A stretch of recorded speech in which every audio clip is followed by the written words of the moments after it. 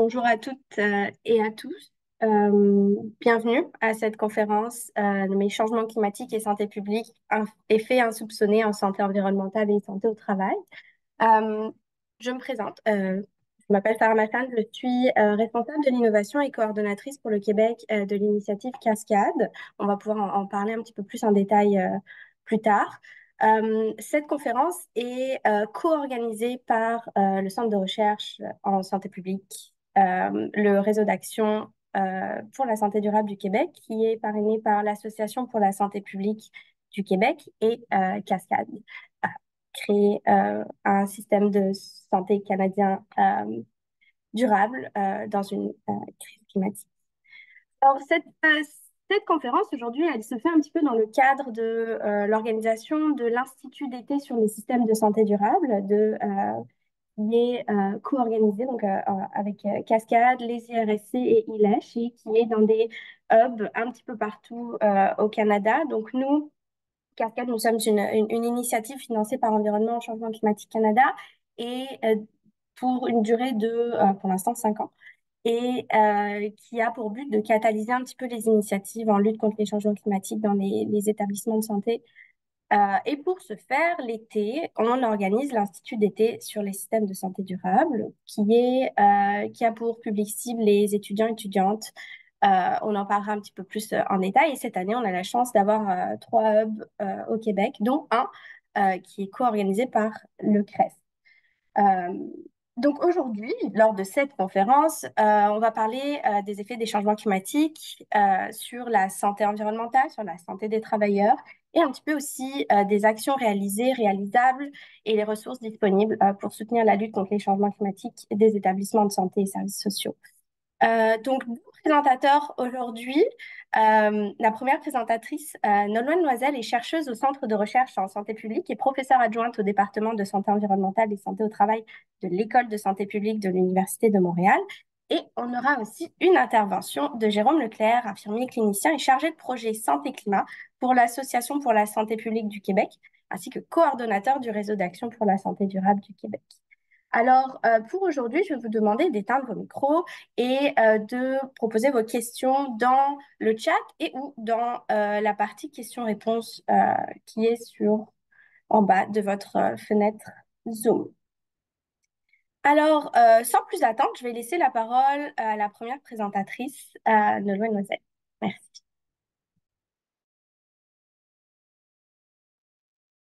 Merci beaucoup, Sarah. Alors, quand Patricia Ducrespe est venue me voir pour me dire, ah, ce serait bien qu'on organise une conférence, on a essayé de chercher un titre accrocheur. Alors, on a trouvé les effets insoupçonnés, mais j'imagine que parmi tous les participants aujourd'hui qui suivent le webinaire, il y en a beaucoup d'entre vous qui connaissaient déjà certains des effets que je vais présenter aujourd'hui. L'idée, c'est un petit peu juste de faire un espèce de portrait de quand on parle de changement climatique et santé, en fait, jusqu'où ça peut s'étendre. Alors, bien sûr, c'est pas une présentation qui se veut exhaustive. On peut pas tout présenter, il y a trop de choses à dire. Mais c'est juste donner quelques pistes et quelques idées, en fait, de choses auxquelles on pense parfois un petit peu moins souvent. Alors, pour commencer, changement climatique, bon, des choses qu'on connaît déjà tous très bien. C'est déjà très bien présent au Québec, on le sait. On en parle régulièrement, on l'entend régulièrement dans les nouvelles. 2023 a été une année de tristes records. Triste record pour avoir atteint des sommets de température autant en été qu'en hiver. Triste record pour avoir perdu autant de couverts de glace en Antarctique. Triste record de surface brûlée, hein. On se souvient l'année passée des feux de forêt au Québec, au Canada. Donc, ça a été vraiment des records de surface de terre brûlée. Triste record aussi de pluie diluvienne. Donc, les changements climatiques, on est déjà dedans. Et donc, c'est important de le reconnaître et donc de partir de ce constat-là. Les conséquences des changements climatiques, il y en a des nombreuses. Il y en a qui sont directes, il y en a qui sont plus indirectes. Il y en a qui sont visibles et il y en a qui sont plus invisibles. Et c'est un peu de ça dont je vais vous entretenir pendant les minutes qui viennent. Donc, des conséquences directes, pour un petit rappel, je vous ai fait ce montage-là. C'était l'année dernière. Donc, le 5 avril 2023, on se rappellera, grosse crise du verglas. 1,1 million de foyers sans courant, pour certains de plusieurs jours. Pour certains, ça a duré seulement quelques heures, mais pour d'autres, 3, 4, 5 jours sans courant. Des pertes monétaires très conséquentes. Et en termes d'effets à la santé, donc moi qui suis professeure en santé environnementale, ce que j'ai soulevé ici, mais il y avait énormément d'impacts à la santé qu'on pourrait mentionner. Mais ce que j'ai mentionné ici, c'est le nombre d'intoxications au monoxyde de carbone, le fait de ne pas avoir de courant, eh bien, on essaye de se chauffer comme on peut ou de chauffer notre nourriture comme on peut. Et des fois, ça veut dire avec des chauffages de fortune qui vont émettre du monoxyde de carbone ou des génératrices. Et il y a eu quand même de nombreux cas d'intoxication à cet effet-là. Moins d'un mois après, oups, pardon, on parle du 5 avril, donc le 2 mai. À ce moment-là, on était dans les pluies diluviennes. Au Québec, 138 municipalités touchées. Donc là, je vous parlais des choses qui sont visibles, hein. On voit la voiture écrasée sous les arbres. On voit la route effondrée. Donc c'est sûr qu'en termes d'image, c'est très marquant. Donc beaucoup de routes endommagées, mais aussi énormément de résidences qui ont été inondées.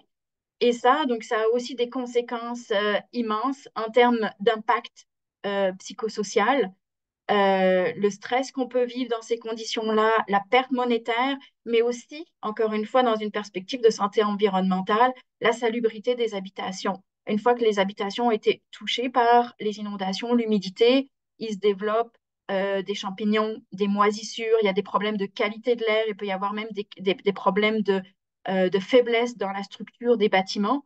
Donc, ça, c'est vraiment des conséquences qui sont reliées justement au problème de changement climatique. Encore une fois, moins d'un mois après, vous voyez, la séquence temporelle, hein, elle est quand même très, très courte, hein. 5 avril, 2 mai, 3 juin. 3 juin, le début de tous les grands incendies. À cette époque-là, on recensait 440 départs d'incendie sur le territoire. Et là, plus de 15 000 personnes évacuées. Il y a eu des municipalités entières qui ont été évacuées, des gens donc ont été obligés de prendre la route. Alors avec encore une fois des impacts psychosociaux très très forts, très marqués, hein. Le fait de quitter son domicile, c'est très difficile. Qu'est-ce qu'on fait des animaux de compagnie? Qu'est-ce qu'on fait? En tout cas, il y a beaucoup de questions qu'on se pose. Mais encore une fois, en termes de santé environnementale, on se pose beaucoup de questions sur l'impact de la qualité de l'air extérieur. Vous vous rappellerez que même à Montréal, on avait un ciel jaune couvert de poussière partout pendant plusieurs années et que New York nous a reproché d'envoyer notre pollution aux États-Unis. Donc malheureusement, comme si on avait un contrôle sur où est-ce que la pollution de l'air se diffusait. Donc vous voyez que la pollution n'a pas de frontières et donc un impact énorme sur la qualité de l'air de façon transfrontalière. Euh, Toujours en lien avec les changements climatiques, donc je disais des effets directs, des effets indirects, des choses très visibles. Je vous ai montré 3 photos, des choses moins visibles. Ici, ce que je vous rapporte ici, c'est une cartographie des risques associés à la maladie de Lyme au Québec. Et donc ça, c'est la carte la plus récente qui a été produite par l'INSPQ, donc de 2023. Et on voit donc avec le code de couleur, là où c'est jaune, c'est que le risque est présent, mais là où c'est orange, c'est que le risque il est significatif et que ce sont des zones qui sont endémiques. Ce qu'on voit, c'est qu'il y a quand même une proportion non négligeable du territoire québécois où le risque est soit présent, soit endémique. Alors on se dit, bon, d'accord, on le sait, chaque année, il y a des campagnes de prévention de maladies de Lyme au niveau du Québec, mais quand on met ça dans une perspective de changement climatique, ce qui est intéressant de se poser comme question, c'est de se dire d'où on partait, puis où est-ce qu'on s'en va. Et en fait, ça, c'est ma prochaine diapositive que vous voyez ici. Et donc là, on voit sur différentes années, justement, l'évolution. Et ce qu'on voit en haut à gauche, c'est les taux d'incidence 2008-2010, puis en haut à droite entre 2011 et 2013, et puis en bas entre 2014 et 2016, donc en bas à gauche, et en bas à droite entre 2017 et 2019.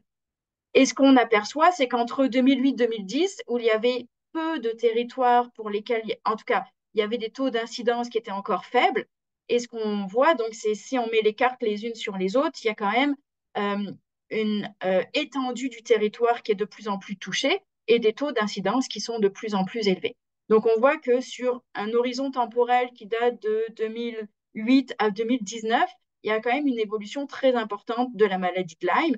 Et on sait que bah, la maladie de Lyme, une des raisons pour lesquelles ça s'étend de plus en plus, c'est vraiment relié au réchauffement, au changement climatique et donc au fait que bah, les hôtes vont être de plus en plus résistants et vont pouvoir propager de plus en plus la maladie.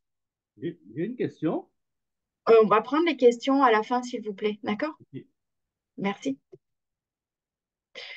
Euh, une autre problématique euh, dont on peut parler en lien avec les changements climatiques et qui est vraiment une problématique de santé publique. Alors, je disais dans mon discours, je voulais illustrer avec différentes études de cas, euh, que ce soit en population générale ou en santé au travail. Donc, l'exemple sur la maladie de Lyme qui augmente, c'est vraiment pour l'ensemble de la population générale. On sait aussi que, par exemple, il y a certaines professions en santé au travail qui sont plus touchées. Entre autres, j'ai mené dans le passé avec une étudiante un projet de recherche en collaboration avec Hydro-Québec parce qu'ils ont des travailleurs forestiers qui vont aller dégager la végétation en dessous des lignes à haute tension. Et donc, comme ils sont dans un environnement forestier, ils sont beaucoup plus susceptibles de se faire piquer et donc de contracter la maladie de Lyme. Donc, vous voyez qu'il y a, oui, la population générale est très touchée, mais il y a toujours aussi des sous-populations de travailleurs qui peuvent être affectés. Ici, cette illustration-là, donc c'est en lien avec l'herbe à poux, qu'on appelle communément au Québec, qui est l'ambroisie. Et l'ambroisie, encore une fois, c'est un problème de santé publique qui est exacerbé avec les changements climatiques. Donc, au centre de la diapositive, vous voyez une photo de la plante. L'herbe à poux est responsable de la majorité des cas de rhinite allergique. Ça ne veut pas dire les rhinites perannuelles, hein. Ce n'est pas les rhinites qu'on a au long de toute l'année, mais des rhinites saisonnières, donc en termes de saison des pollens. Et donc, la plante, elle va polliniser. En fait, les grains de pollen vont être libérés à peu près au mois d'août jusqu'aux premières gelées. Et donc, c'est vraiment l'arrivée des gelées qui vont arrêter la pollinisation de la plante. Chaque plante, comme vous voyez ici à l'écran, elle peut grandir beaucoup plus que ça et elle peut libérer jusqu'à 1 million de grains de pollen pour une plante et 3000 graines viables par plante. Les graines viables, elles peuvent tomber dans le sol et se reproduire pendant plus de 40 ans, et donc redonner des nouvelles plantes à chaque année. Je disais donc c'était responsable de la majorité des cas de rhinite allergique saisonnière au Québec.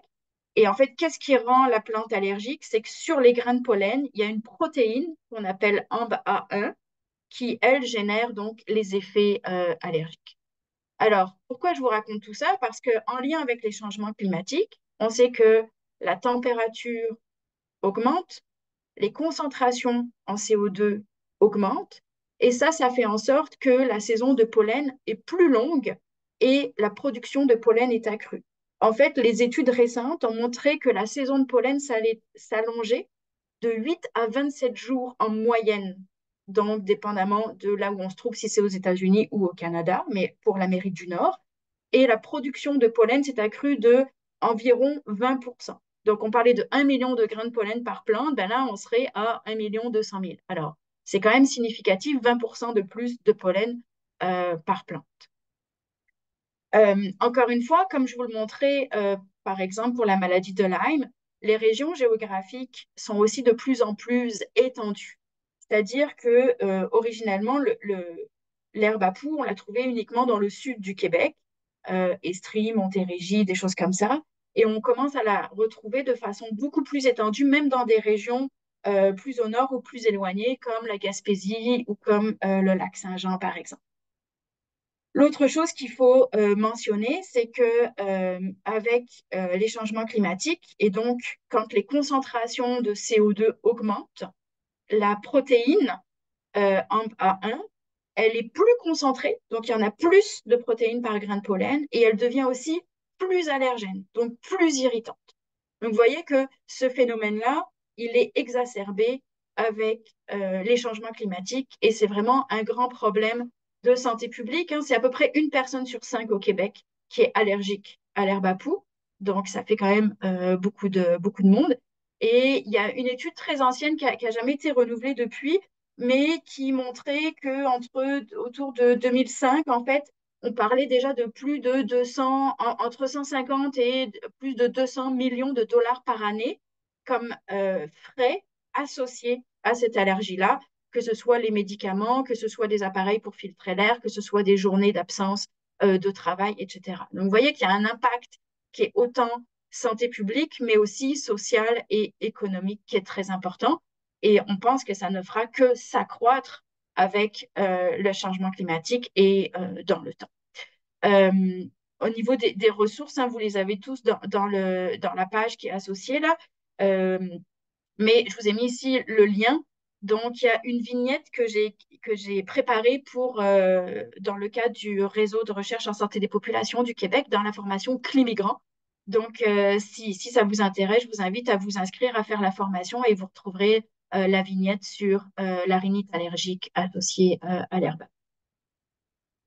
Euh, donc, on a parlé un petit peu de impact sur la santé de la population générale. Je vous dis, il y a aussi certains groupes de travailleurs qui sont exposés. Là, je vais vous parler des changements climatiques avec certains groupes de travailleurs exposés.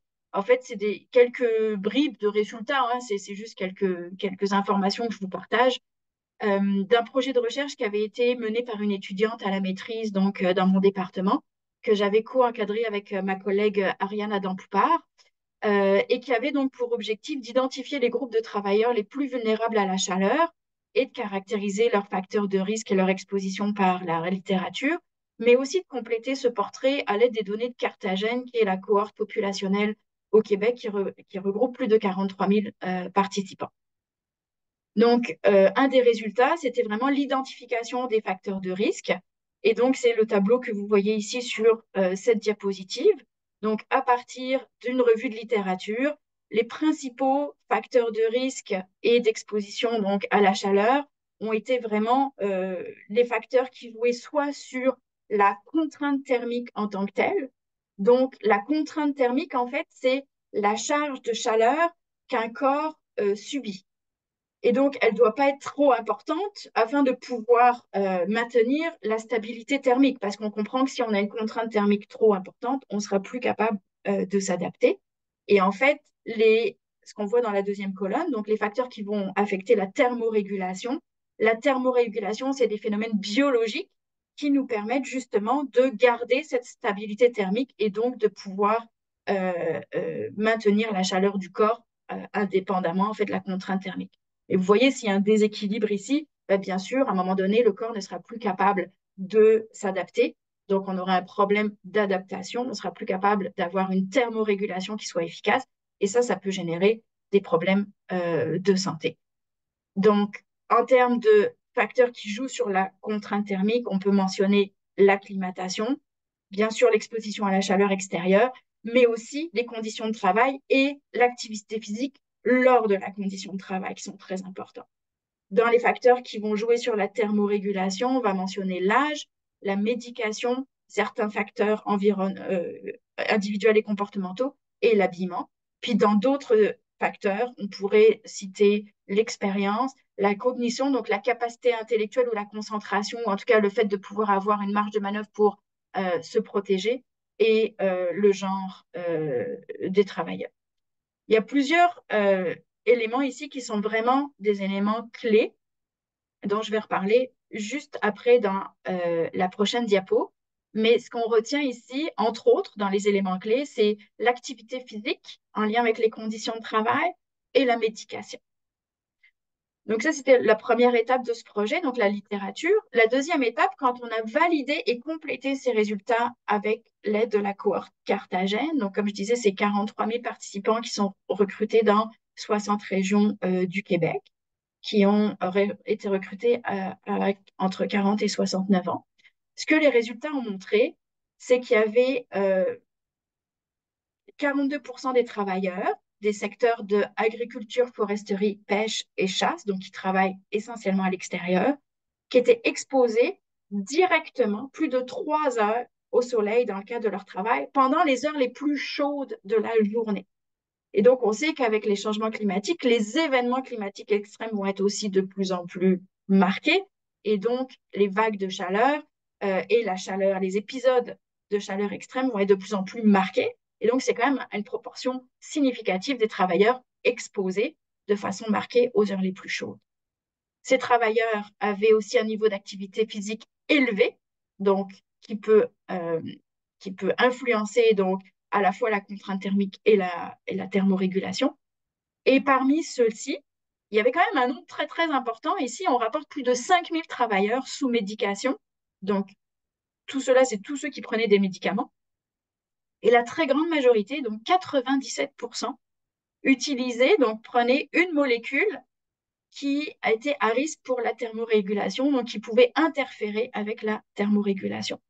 Et moi, ce chiffre-là, je trouve qu'il est vraiment très, très marquant parce que, en termes de santé publique, justement, quand on veut faire de la prévention, je pense que quand on va, les médecins, les pharmaciens qui prescrivent et qui délivrent des médicaments, c'est vraiment important de garder ça en tête pour se dire quel est l'emploi de cette personne-là? Est-ce qu'il y a un niveau physique d'activité physique élevé?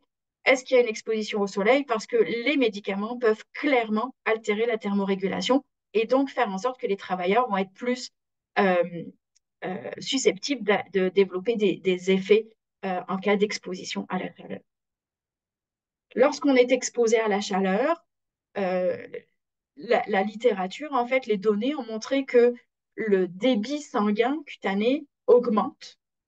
Euh, et ça peut être de façon très significative, hein, on dit de 10 à 40 fois, donc le débit sanguin cutané peut être plus élevé. Le rythme cardiaque augmente aussi de 20 à 25 battements par minute, ce qui est quand même significatif. Et la ventilation pulmonaire, donc le nombre de respirations qu'on va prendre à chaque seconde, va être aussi accru. Et ça résulte dans le fait que les contaminants chimiques, et par exemple ici je vous ai mis 2 travailleurs qui utilisent des pesticides, vont être absorbés par la peau de façon vraiment accrue lorsqu'on est exposé à la chaleur, de 50 à 150%. Donc, on peut parler de pesticides, de solvants. On voit hein, à gauche le bon travailleur qui est bien protégé, à droite celui qui a les bras à l'air. Ben, on pense que effectivement celui qui n'a pas les équipements de protection adéquats va être beaucoup plus euh, exposé. Et donc ça va aussi altérer. Donc, comme on sait qu'il y a déjà un problème de médication qui peut interférer avec la thermorégulation, et qu'en plus de ça, on va être plus exposé à des contaminants chimiques, il y aura vraiment un effet cumulatif accru sur certaines populations de travailleurs qui vont être plus vulnérables. Pour terminer, une petite photo ici que j'ai tirée de la presse qui était sortie l'année dernière, en fait, qui provient du CIS de Laval, donc la Cité de la Santé à Laval. Et c'était l'initiative d'une infirmière qui avait regardé le matériel pour des traitements hebdomadaires d'un patient en hémodialyse. Et vous voyez vraiment sur la photo avant-après. Moi, j'ai trouvé ça vraiment fascinant. Là, une photo, ça illustre vraiment beaucoup de choses. Et quand on parle de changement climatique, ben oui, il y a aussi les soins de santé qu'il faut réfléchir parce que le fait de rationaliser ou d'optimiser en fait le matériel qu'on va utiliser va aussi permettre de réduire les déchets. Réduire les déchets, c'est pas anodin. Les déchets, c'est une très, très grande part aussi des gaz à effet de serre qui contribuent au changement climatique. Parce que les déchets, qu'est-ce qu'on en fait bien souvent au Québec? C'est que on les enfouit. Et quand on les enfouit, ils sont enfouis de façon anaérobique. Ils produisent du méthane. Et le méthane est de 20 à 25 fois plus puissant que le CO2 en termes de potentiel de réchauffement global. Et c'est quand même le deuxième gaz à effet de serre qu'on va retrouver. Donc, c'est vraiment important. Et je pense que même en tant que population générale, donc oui, les systèmes de santé doivent réfléchir comment moins contribuer aux effets, au changement climatique par l'émission des gaz à effet de serre, mais tous et chacun, comme individu, on doit aussi réfléchir aux déchets que nous générons. Et j'aime toujours à dire à mes étudiants au baccalauréat que le meilleur déchet, bien sûr, c'est celui qu'on ne produit pas, celui qui n'existe pas parce qu'on n'aura pas besoin de le gérer à sa fin de vie. En tout cas, les consommables ou les produits qu'on va utiliser, on n'aura pas besoin de les gérer en fin de vie. Donc, d'avoir vraiment cette espèce de réflexion aussi individuelle de comment chacun on peut contribuer. Plusieurs des choses que je vous ai mentionnées ici, plusieurs des thématiques sont abordées dans le livre Environnement et santé publique, fondements et pratiques que j'ai eu le plaisir de co-diriger avec plusieurs collègues et qui est en ligne gratuitement accessible 100% en totalité. Je vous ai même offert un petit code QR pour vous connecter directement. Et donc, on a entre autres un chapitre sur les changements climatiques qui avait été dirigé par Céline Campagna, qui est vraiment très, très intéressant. On parle de vulnérabilité, on parle de santé au travail, on parle de comment faire la surveillance. Donc, il y a une quarantaine de chapitres dans lesquels vous allez retrouver plusieurs des exemples et plusieurs des informations présentées aujourd'hui. Et tout ça, donc, pour faire le lien avec ce qui s'en vient, on disait, bah, c'est un peu un avant-goût. Donc, plusieurs des thématiques sont aussi des thématiques qui sont présentées dans l'Institut d'été Cascade sur les systèmes de santé durable, donc qui ont plusieurs hubs francophones, dont un au CRESP U2M que j'ai le plaisir aussi de co-organiser cette année avec ma collègue Lara Gauthier. Et donc, je vais laisser la parole à Sarah pour qu'elle vous en dise un petit peu plus sur l'Institut d'été. Merci beaucoup et merci pour la présentation et pour l'introduction. Donc, pour donner un petit peu de contexte, Cascade, on a commencé en 2021. Mi-2021 et entre 2021 et 2022, on s'est un peu questionné sur comment faire en sorte à ce que les personnes qui travaillent dans les différents systèmes de santé au Canada deviennent des leaders en termes de lutte contre les changements climatiques. Et on s'est rendu compte à l'époque qu'il y avait un manque de connaissances au niveau des étudiants et étudiantes en santé et dans les programmes un peu connexes, donc des personnes qui vont après travailler dans les établissements de santé. On s'est rendu compte qu'il n'y avait pas toujours de notion de santé durable, changement climatique, lutte contre les changements climatiques, impact des changements climatiques en santé. Alors, on a commencé à organiser l'Institut d'été sur les systèmes de santé durable en collaboration donc avec ILESH, qui est une organisation d'étudiants et étudiantes en santé durable canadienne, et les IRSC.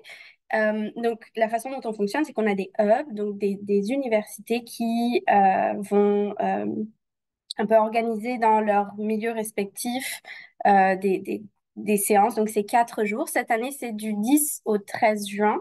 Et on a la chance d'avoir 3 hubs au Québec. Le premier, donc, qui est le plus ancien, en fait, on a commencé avec celui du CRESP à l'Université de Montréal. Donc, cette année, il sera dans les locaux de la DRSP de Montréal. Et puis, on a aussi un hub à l'Université Laval. Donc, ces 2 hubs-là seront en français. On a aussi un hub en anglais à l'Université McGill, donc à Montréal. Euh, donc, peut-être prochaine diapo, s'il te plaît. Je pense qu'il y en avait plusieurs, sinon je peux continuer juste à parler. Merci. Donc, les objectifs, c'est vraiment de se familiariser, savoir ce qui se passe en termes de santé durable, changement climatique. Donc, on a 4 jours et chaque jour a un thème. Le premier jour, ce serait sur un peu l'impact des changements climatiques sur la santé. Ensuite, on a le deuxième jour, il faut juste que je retrouve correctement mes jours, qui est sur l'impact des systèmes de santé sur les changements climatiques. Et ensuite, on parle d'adaptation, de résilience. Et le dernier jour, on va parler de leadership et de comment créer le changement en santé. Donc, les candidatures sont ouvertes jusqu'au 1er avril, donc c'est pour toutes les personnes qui sont dans les cycles supérieurs ou en fait même premier cycle au Québec, puisque ces personnes-là sont déjà au cégep pour la plupart. Il faut être inscrit ou diplômé en 2024 d'une université canadienne et être certain de pouvoir participer les 4 jours. Donc il y a un code QR ici sur la diapo, sinon tout est sur notre site internet. C'est entièrement gratuit et puis c'est en présentiel. On a aussi un hub virtuel en anglais et moi c'est mon événement préféré de l'année avec Cascade puisque c'est vraiment une belle opportunité d'échanger. C'est beaucoup de personnes qui viennent de milieux différents qui viennent apporter des idées super intéressantes. Et je pense que ça fait probablement le tour pour l'Institut d'été. Merci beaucoup. Je vais maintenant laisser la parole à Jérôme Leclerc, qui va pouvoir nous parler un petit peu de ce qui se fait actuellement. Oui, bonjour tout le monde, ça me fait plaisir d'être avec vous. Euh, Juste rapidement par rapport à l'Institut d'été, j'ai été conférencier les 2 dernières années et je confirme que c'est un très bel événement qui est fort intéressant avec des échanges souvent fort pertinents. Je partage mon écran, donc rapidement là, je suis chargé de projet Santé Climat à l'Association pour la santé publique du Québec et je coordonne le réseau d'action pour la santé durable du Québec. J'ai beaucoup de choses que je veux vous dire. J'ai pas beaucoup de temps, donc accrochez-vous, ça va être un petit marathon.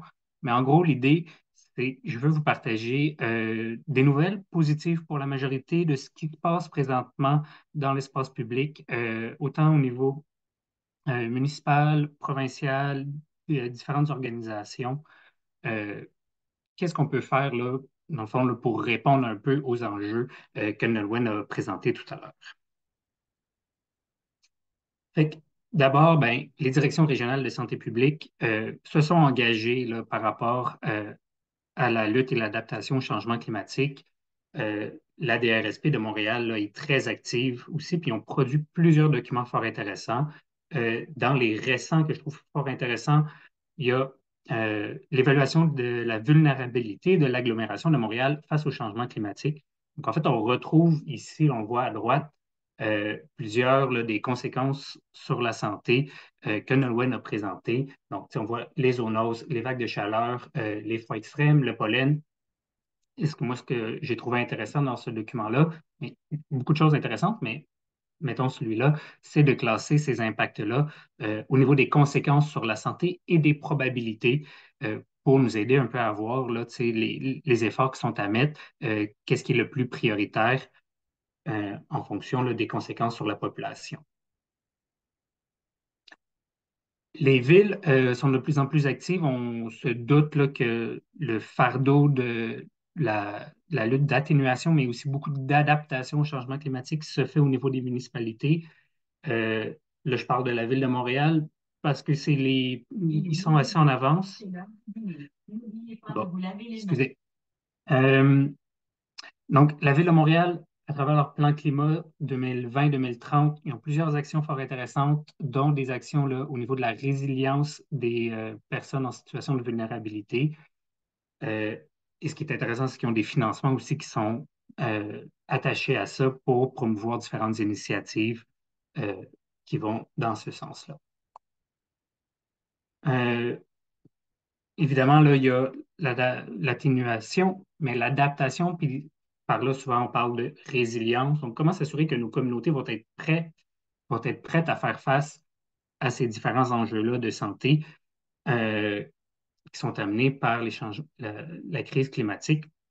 Il y a beaucoup de choses qu'on peut faire. La Ville de Montréal a publié, là, dans le fond, sa stratégie pour une ville résiliente que j'appréciais, moi, dans ce document-là, c'est qu'il parlait beaucoup. En fait, c'est qu'il prenait plusieurs angles d'approche. Donc, il y a un angle d'approche économique, mais il y a aussi un angle d'approche communautaire. Puis il y a beaucoup d'actions qui sont proposées pour, en fait, redonner aux populations là, plus grande autonomie face aux impacts, les équiper, pour ne pas laisser le fardeau entièrement sur la la sécurité publique, la santé publique et les différents ordres de gouvernement, mais vraiment là, pour que les populations soient plus résilientes, tout simplement. Tout ce que je présente, là, tous les liens sont partagés, sont sur le site web. Je sais que je vais vite, mais vous allez pouvoir aller les consulter après. Là, j'ai donné 2 exemples de Montréal, mais évidemment, en fait, là, c'est en train de s'en venir partout à travers le Québec. Le gouvernement du Québec a annoncé récemment un budget là, pour financer les plans climat à travers les différentes villes. Là. C'est écrit 500 millions, là, mais concrètement, c'est 125 environ millions là, qui sont consacrés aux municipalités. Présentement, il y en a 5, là, Montréal, Laval, Gatineau, Québec et Victoriaville. Mais l'idée, là, c'est d'encourager la majorité des municipalités, principalement les grandes municipalités, à avoir un plan climat. Donc, ça a été annoncé récemment. Nolwenn en a parlé. Le réseau de la santé, on a notre part de responsabilité là-dedans. Euh, à l'échelle du Québec, là, on estime que c'est environ 3,6 des émissions de GES québécoises qui proviennent du réseau de la santé québécois.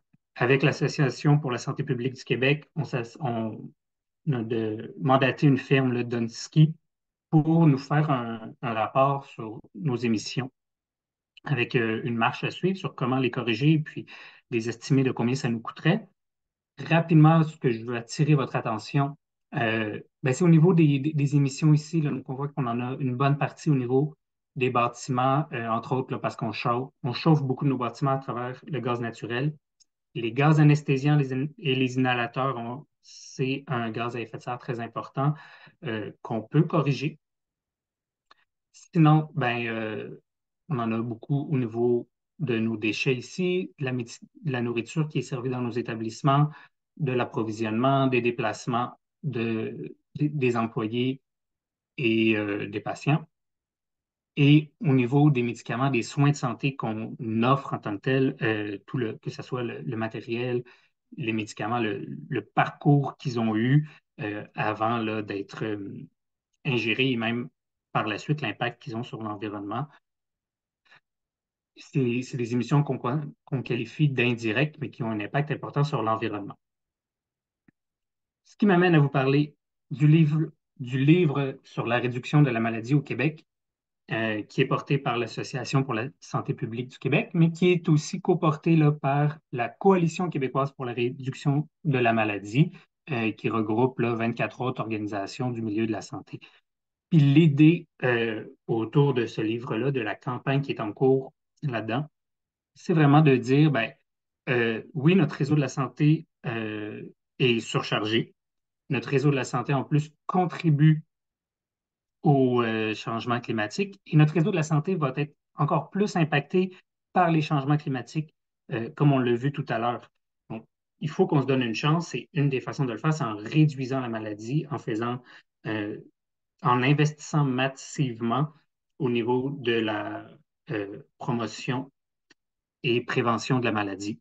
Et on plaide là, pour des investissements, mais aussi au niveau de la gouvernance, pour qu'il y ait un virage à ce niveau-là. Pour aller le lire, c'est fort intéressant. Euh, le ministère vient de publier son plan d'action au niveau du développement durable. Malheureusement, moi, ma reproche principale, c'est justement qu'on ne parle pas beaucoup de prévention, promotion. Ceci dit, il y a quand même des aspects importants dans ce qu'ils ont publié. Euh, Ils attaquent là, notamment là, pour une première fois les pratiques cliniques. Donc, ils parlent des blocs opératoires, ils parlent des gaz anesthésiants, de l'impact très important que ça a. Il y a également là, une volonté de mesurer l'impact carbone de nos bâtiments. Donc, c'est nous, ce qu'on avait fait avec Dunsky, c'était une estimation. Ce que le ministère veut faire, c'est le calculer à travers tous nos CIS et nos CIUS. Il y a aussi une volonté au niveau de la gouvernance pour que nos établissements aient les coordinations nécessaires, donc que ce soit les comités de développement durable, qu'ils aient les politiques, qu'ils aient les stratégies euh, pour adresser euh, la question du développement durable. Donc, plusieurs pistes intéressantes. Est-ce que ça va assez loin, assez vite? À mon avis, non. Euh, le plan d'action se finit en 2028. Puis, si on atteint les objectifs de base, clairement, là, ce n'est pas cohérent avec les objectifs planétaires et les objectifs que le Québec a pris en réduction pour la réduction des GES. Ceci dit, je crois que c'est possible s'il y a une mobilisation des travailleurs de la santé et puis des différents acteurs autour pour pousser les établissements à aller plus vite, que ce soit à travers des initiatives locales ou à plus grande échelle. Il y a quand même plusieurs choses qui peuvent être faites à ce niveau-là pour forcer, parce que le ministère a une bonne volonté, mais il n'a pas tous les outils entre ses mains, malheureusement. Ce qui m'amène en conclusion à vous parler de Fort Climat Santé. Donc, Fort Climat, c'est une plateforme qui existait déjà, mais qui était adressée principalement au milieu municipal, avec le Réseau d'action pour la santé durable du Québec, Cascade, et le Réseau national des conseils régionaux en environnement du Québec, le RNCREC. On vient de, dans le fond, mettre en ligne cette plateforme-là qui permet aux établissements du réseau de la santé de partager les initiatives qu'ils ont prises, qui sont faites. Euh, L'idée derrière ça, c'est de permettre du réseautage, permettre une réplication. Il y a quand même beaucoup de choses qui sont faites, il y a beaucoup de volonté, mais il faut vraiment le prendre de l'expansion et puis permettre aux gens de communiquer pour qu'ils puissent se partager leurs bons coups et qu'on puisse prendre plusieurs actions. Donc, je vous encourage à aller le voir. C'est inspirant ce qui est sur la plateforme. Puis, si vous faites partie d'un établissement puis que vous avez participé à des initiatives en développement durable ou que vous avez connaissance d'initiatives en développement durable, ben, on vous encourage à la publier sur Phare Climat là, pour donner une résonance encore plus à tous ces beaux projets qui se font à travers le Québec. Finalement, rapidement, je vous invite à vous abonner à l'infolettre du Réseau d'Action. On partage beaucoup justement de ce que je vous ai présenté très rapidement. Ben, chaque mois, là, on partage un peu que ce soit des formations à venir ou des annonces là, sur le sujet de la santé durable, de la lutte au changement climatique à travers le Réseau de la santé québécois. J'ai sûrement bossé mon temps, mais voilà. Ça va? Bon, tant mieux. On est pile dans les temps. Merci beaucoup, Jérôme, pour cette présentation. Et bien maintenant, on a une vingtaine de minutes pour lancer la conversation et la discussion parce qu'une des raisons pour lesquelles on a organisé ce webinaire, cette conférence, c'est pour lancer un peu les discussions sur les changements climatiques, l'impact des changements climatiques sur la santé et l'impact des établissements de santé sur les changements climatiques. Alors, je vous invite à peut-être allumer vos caméras et peut-être aussi vos micros pour poser vos questions puis nous partager vos commentaires.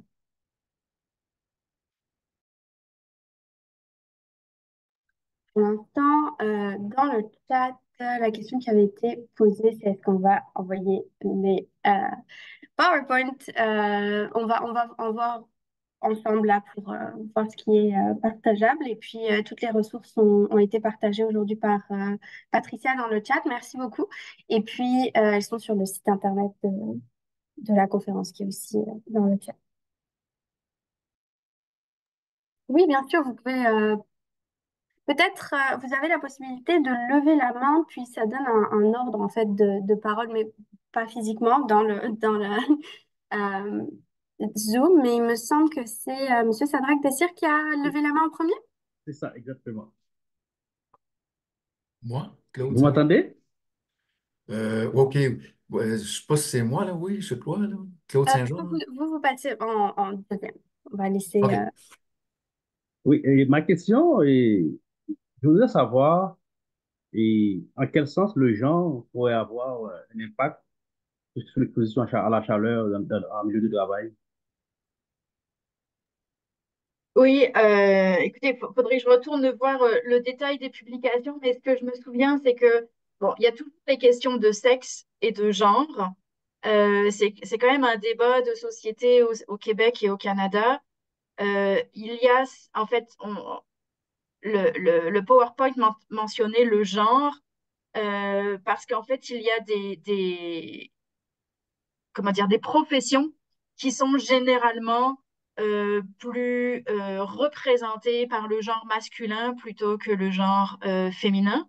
Et Ok. donc, c'est pas une question de sexe biologique, bien entendu, c'est pas une question de compétence, c'est vraiment une question en termes social, je dirais, que certaines professions étaient beaucoup plus pratiquées par les personnes de genre masculin et donc étaient plus exposées que celles du genre féminin. Ok. C'est bon. Comprends. Je vais partager quelques ressources dans le chat aussi. C'est quelque chose qui est discuté de plus en plus, hein, et il y a pas mal de conférences en ce moment qui traitent des inégalités entre sexe et genre en lien avec les changements climatiques. Donc, je vais mettre ça dans le chat. Claude Saint-Jean. Oui, bonjour. Concernant l'école d'été, où les universitaires seulement sont admis, je ne sais pas si ça paraît, mais je fais partie des aînés. Et puis, on fait partie d'un nouveau groupe, les ADAC, Aînés dans l'action climat. Fait que peut-être qu'il pourrait y avoir possibilité de participation à cette école-là, même s'ils ne sont pas étudiants à l'université en ce moment? Comment est-ce qu'on écrit attaque unie? ADAC. Ah, attaque, très bien. Il n'y a pas encore de Facebook là-dessus, je crois, là. Bon, ben, je vous chercherai sur Google dans ce cas-là. L'Institut d'été, oui, c'est vraiment pour les étudiants et étudiantes. C'est pas vraiment une question d'âge, c'est une question d'affiliation à une université et de programme universitaire. C'est aussi la seule activité qu'on a qui cible spécifiquement les étudiants et étudiantes universitaires. Pour le reste, on a quand même beaucoup de formations sur notre site internet qui s'adressent aux travailleurs, travailleuses de la santé et la population générale. Je pense que Patricia a déjà partagé le lien vers notre site internet, mais je pourrais le mettre aussi.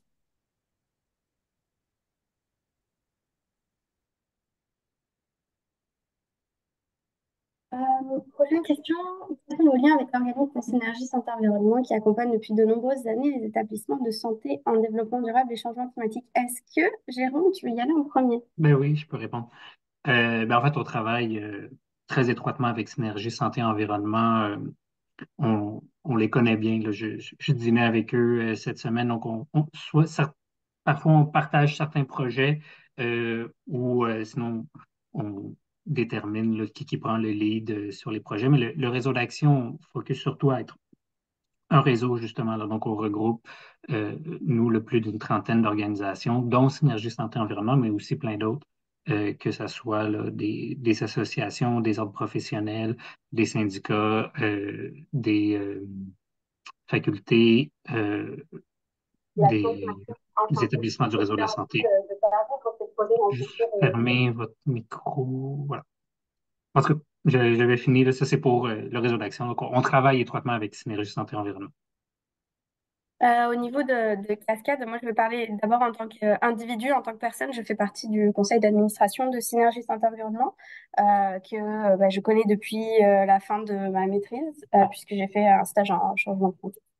Le lien avec Cascade, en fait, là, on a trois organisations, le Réseau d'action pour la santé durable du Québec, Cascade, SSE, qui travaillent un petit peu dans la même bulle, mais on ne fait pas la même chose. On travaille ensemble, mais on ne fait pas tous et toutes la même chose. Synergie Santé Environnement accompagne, comme vous l'avez dit dans le message, accompagne les établissements de santé. Donc, c'est du travail terrain, c'est aller directement dans les établissements, regarder la gestion des matières résiduelles, la gestion de l'énergie, la gestion. Vraiment, c'est un accompagnement qui est beaucoup plus individualisé pour soutenir les établissements dans certains projets. Et ça, en fait, cet accompagnement a développé beaucoup de connaissances qui fait en sorte que maintenant, Synergie Santé Environnement, qui existe depuis, je pense, presque une vingtaine d'années, a beaucoup de connaissances et peut aider les autres organisations qui ont une vision plus soit théorique, soit plus high level, à créer et entretenir en fait des bases de données, des rapports, des documents en fait qui vont s'adresser à d'autres publics que spécifiquement les établissements avec lesquels ils travaillent. Donc nous, on a développé un guide de stratégie sur les estimations des émissions de gaz à effet de serre dans les systèmes de santé canadiens avec Synergie Santé Environnement. On est là à leurs événements, on fait partie de leur réseau. Et puis, on essaie de faire en sorte à ce que tout le monde ait sa place et tout le monde travaille ensemble, qu'il n'y ait pas de travail en silo, puisque ça, c'est un des plus gros enjeux qu'on observe dans la lutte climatique dans les établissements de santé. On avait une main levée, Lucie Germain. Oui, bonjour, vous m'entendez bien? Oui, pour faire un peu de pouce sur ce que M. Saint-Jean disait, euh, avec l'information sur les hubs francophones, je me demandais si les chercheurs, les étudiants qui sont impliqués dedans euh, peuvent se voir également comme des leaders qui feraient un lien avec les jeunes, par exemple, au niveau secondaire dans un effort de mettre au premier plan tout ce qui est constructif là, dans la lutte au changement climatique, de leur donner des outils, des pistes d'engagement. Et puis, c'est ça, là, une idée là, pour aller chercher des jeunes ados qui sont pas encore rendus aux études supérieures, là, mais qui pourraient être stimulés à ce niveau-là. Puis ça, ce serait peut-être un outil de plus là, dans la lutte contre l'éco-anxiété pour cette génération également. Merci. Bien d'accord. Ça sort un petit peu du scope du périmètre d'action de Cascade qui est vraiment au niveau des établissements de santé, donc les personnes qui travaillent et qui vont travailler dans les établissements de santé au Canada, mais bien évidemment qu'il faut toucher la jeunesse et puis ça touche pas seulement que la santé, c'est vraiment aller soutenir les nouvelles générations. Après, les projets qui existent actuellement pour les personnes qui sont au secondaire, je les connais pas vraiment. Je sais pas si Jérôme ou Nolwenn, vous aviez quelque chose à ajouter. Mais, peut-être juste que tu sais, ils prennent souvent ce rôle d'ambassadeur-là, les personnes qui sortent de l'Institut, mais dans le réseau de la santé, en fait, là, tu sais, c'est vraiment souvent autour de cet objectif-là principal. Merci. Dans le chat, quelqu'un a mentionné environnement, jeunesse. Oui, absolument. Ça, c'est connu, c'est sur les réseaux sociaux. Si c'est quelque chose qui vous intéresse, je vous encourage à aller les chercher sur Internet. Il y a pas mal d'actions qui sont intéressantes. On a Ah, une main levée Vanessa Desgranges. J'espère que j'ai bien prononcé le nom. Oui, c'est bien, merci. Bonjour tout le monde, merci pour votre belle présentation. Alors, j'ai deux questions. La première, c'est concernant l'herbe à poux qui est responsable des allergies. Des allergies saisonnières, c'est ça? Est-ce qu'elle a des conditions particulières pour pousser ou bien, comme si j'aimerais savoir de quelles conditions est-ce qu'elle pousse partout, où est-ce qu'on la retrouve le plus souvent? Et puis, la deuxième question, c'est concernant l'Institut d'été. Est-ce que même si on est inscrit en stage pendant l'été, est-ce qu'on pourra y participer? Merci. Alors, l'herbe à poux, je vais commencer avec ça. Euh, En fait, la plante, elle est indigène au Québec. Ça veut dire qu'elle pousse à peu près n'importe où. On la trouve même à Montréal, dans les plates-bandes. Alors, mon fils me trouve complètement capoté parce que moi, dès que je passe dans un parc où j'en vois, je vais l'arracher. Alors, il dit, maman, arrête parce qu'il a un peu honte de sa mère. Mais moi, je trouve que c'est un beau geste de santé publique que d'arracher l'herbe à poux partout où je la vois. Vous pouvez la voir sur n'importe quel terrain type résidentiel, dans des parcs aussi, etc. Là où ça pousse le mieux, je dirais, c'est tout ce qui est les terrains vagues, les bords de route, euh, et aussi, par exemple, les dépôts à neige. Quand la neige fond, il reste beaucoup de résidus salés, puis apparemment, la plante, elle aime bien pousser avec ce genre de résidus-là parce que ça la nourrit beaucoup. Il faut quand même mentionner que il y a eu énormément de travaux de sensibilisation de fait au Québec. Et entre autres, il y avait des partenariats entre la santé publique et le ministère des Transports. Quand je vous dis que la plante pousse énormément sur les bords de route, donc le ministère des Transports avait ajusté ces périodes de tonte pour faire en sorte de tondre les plantes avant qu'il y ait trop de pollen qui soit émis. Donc, parce que c'est sûr que quand moi j'arrache deux, trois plants dans un parc, ça fait pas une différence très, très significative. Là, c'est plus pour moi, mes convictions personnelles. Mais quand le ministère des Transports met en place des politiques et des procédures qui permettent à grande échelle de couper, par exemple, la plante, de faucher les bords de route avant la période de pollinisation, ben ça, on sait qu'il y a quand même un impact populationnel, en fait, général, beaucoup plus marqué que des petits gestes individuels. Mais je vous invite toutes et tous à savoir la reconnaître, la plante, et puis dès que vous la voyez dans un parc à l'arracher, souvent on confond herbe à puce et herbe à poux. Hein. Ça, c'est pas une question qui a été posée aujourd'hui, mais il y a beaucoup de gens qui me disent, ah, mais quoi, pourquoi tu l'arraches, tu vas te faire mal. Non, non, c'est deux choses complètement différentes. L'herbe à puce, elle fait effectivement des brûlures cutanées, il ne faut pas y toucher. Là où vous voyez herbe à puce, n'y touchez pas, essayez pas de l'arracher parce que vous allez vous faire très mal. Mais par contre, l'herbe à poux, on peut y toucher, ça n'a aucun problème, il n'y a pas de problème cutané. Donc, et c'est vraiment des petites feuilles toutes dentelées, un peu comme des feuilles de carotte, moi je trouve. En tout cas, c'est pas tout à fait la même chose, mais voilà. Donc, je sais pas, je pense que ça a répondu à la question de dire où est-ce qu'on la retrouve principalement partout. mais dans certains lieux de façon plus prioritaire. Et pour la question au sujet de l'Institut d'été, oui, absolument. C'est ouvert aux personnes qui sont en stage pendant l'été. Donc, vraiment, le critère, c'est être inscrite dans un programme universitaire à ce moment-là ou diplômée durant cette année-là. Par contre, il faut pouvoir être là. Il faut pouvoir se présenter et donc se libérer du 10 au 13 juin et en personne et aller à son hub respectif pour assister aux activités. On a une question dans le chat. Y a-t-il des recherches sur l'impact des enjeux climatiques et la hausse des risques sur la santé psychologique, par exemple au niveau d'anxiété plus élevé sur les jeunes à cause de la perspective plus inquiétante du futur / éco-anxiété? Ayant ces travailleurs dans les établissements, cela est-il déjà ressenti dans les causes d'absentéisme? Je ne sais pas si Nolwenn aurait une piste de réponse pour commencer. Euh, Merci de me passer la parole. En fait, moi, ce que j'ai vu aussi dans le chat, c'est qu'il y a Madame Lyndia Dernis qui a aussi répondu avec une ressource.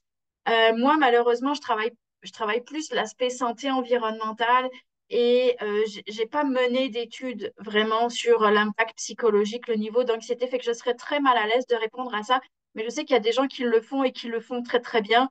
Donc, je vous invite à lire ce qui existe déjà parce que je ne serai pas en mesure de me prononcer. Je ne connais pas assez bien le sujet. Donc ça, je peux peut-être rajouter un petit peu d'idées. Lors de la journée annuelle de santé publique du 27 novembre 2023, ça a été discuté. Il me semble que c'est un sujet d'étude de l'INSPQ en ce moment. Je peux mettre dans le chat la ressource qui est disponible sur Internet en lien avec l'éco-anxiété et le lien avec le travail. Mais c'est certain que c'est un enjeu qui revient souvent et à tous les niveaux de discussion. Par exemple, Cascade fait partie du groupe de l'OMS qui s'appelle Attach. Et donc, c'est sur l'impact des établissements de santé sur les changements climatiques d'un point de vue plus mondial. Et là aussi, c'est discuté au Québec, je vais essayer de retrouver le document, mais au niveau gouvernemental, l'enjeu d'éco-anxiété revient souvent. Merci à Jérôme et Lindia Dermy d'avoir partagé toutes ces ressources dans le chat. Je vais m'arrêter là.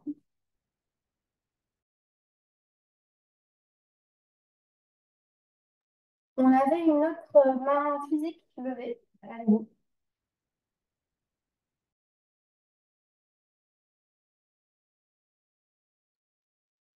Votre micro. Vous m'entendez? Maintenant, oui. En fait, ma question, c'est de savoir comment la maladie de Lyme peut être transportée en usine chez les travailleurs. Quand je parlais des travailleurs, c'est pas forcément des travailleurs en usine. C'est des travailleurs qui travaillent à l'extérieur. Par exemple, les travailleurs forestiers et qui vont s'occuper, par exemple, de l'élagage des arbres. Donc, c'est essentiellement ce type de travailleurs. Après, il peut y avoir des travailleurs, par exemple, des employés de Environnement Canada, dans les parcs, dans les grands parcs de la CEPAC. Je sais que Ariane Adam-Poupard, avec l'INSPQ, ils avaient fait des travaux là-dessus. Donc, les gens qui sont des employés qui travaillent dans les parcs nationaux, provinciaux, euh, donc peuvent être aussi exposés. Donc, c'est sûr que c'est pas dans les travailleurs d'usine, c'est Mhm. vraiment les travailleurs qui vont travailler à l'extérieur. Donc, on parlait aussi donc dans le milieu de la foresterie, le milieu des parcs. Bon, je connais pas tous les milieux d'emploi qui sont susceptibles d'être exposés à la maladie de Lyme, mais voilà, il faut comprendre que c'est vraiment des gens qui travaillent en extérieur. Les éboueurs aussi. Oui, potentiellement, surtout peut-être dans les communes plus rurales, par exemple. C'est sûr que le risque d'attraper la maladie de Lyme à Montréal est quand même, somme toute, limité. Mais dans des municipalités plus rurales, effectivement, on peut penser que oui, ça pourrait être possible à partir du moment où les gens sont en contact avec la nature. En fait, ils peuvent être exposés à la maladie. Bon. Alors, merci beaucoup. Si on n'a pas de questions supplémentaires, on va pouvoir s'arrêter à temps. Merci à toutes les personnes qui ont présenté, à toutes les personnes qui ont assisté. Merci pour vos questions, pour toutes les ressources partagées dans le chat. La rencontre a été enregistrée, comme le dit Patricia dans le chat.